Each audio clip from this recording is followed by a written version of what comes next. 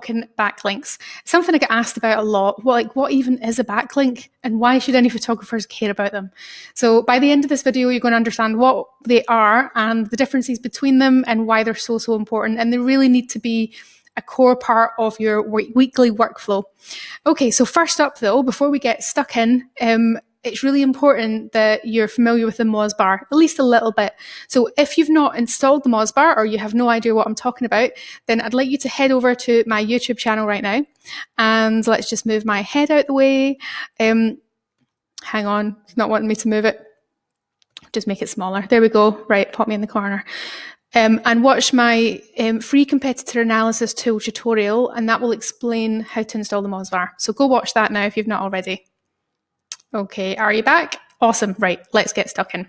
Okay, so backlinks, really them, are links that point to your site from another site on the internet. So when you are creating an article, whether you're creating a blog post or a page in like Squarespace or Showit or Wix or WordPress, you can link out to other sites by kind of inserting a little hyperlink. And I'm going to show you how to do that. And other sites can link to you. So when another site links to your site, kind of counts as a little bit of a vote. But not all votes are created equal.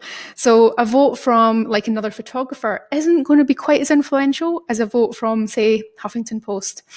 So there's a thing called domain authority that scores sites with a kind of score out of 100, and the higher the better. So some of these really kind of large, well-known kind of big sites like Huffington Post, New York Post, and kind of your larger websites in the photography industry, it would be things like Petapixel or F-Stoppers or SLR Lounge. Those are all kind of quite trusted, big, influential sites, and getting a link from one of those is really quite powerful. Now, the relevancy of a link, do you know, my door has not stopped going today. So my advice to you is, if you want a workman to show up that you've been waiting in all day for, just start recording tutorial videos, happen right away. Okay, so let me show you some different backlink options and how the domain authority kind of looks. So if we look at SLR Lounge, for example, let's just make me smaller and switch on the Moz bar. So we can see that like SLR Lounge has a domain authority of 69, that was. Let's see if that comes back up. And there we go.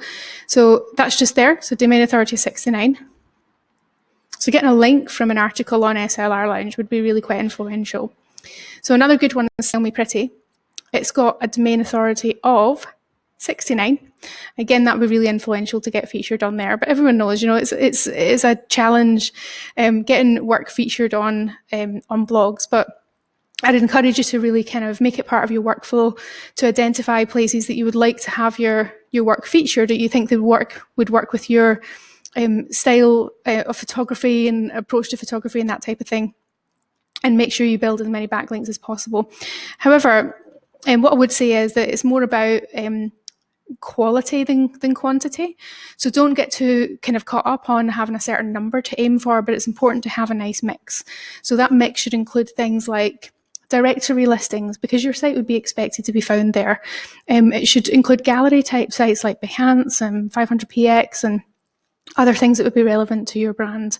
It should also include some paid for ads, some kind of free listings, and some features as well, whether those are kind of work features or like article features where you're sharing your expertise.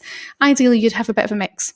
So let's go on to showing you how to kind of create a backlink, create a link on your site properly, because there's some frequently kind of seen mistakes that I see people getting wrong all the time. So I just wanted to take a moment to show you kind of best practice around that. So in this post, I'm going to be showing you, let's just make me smaller again.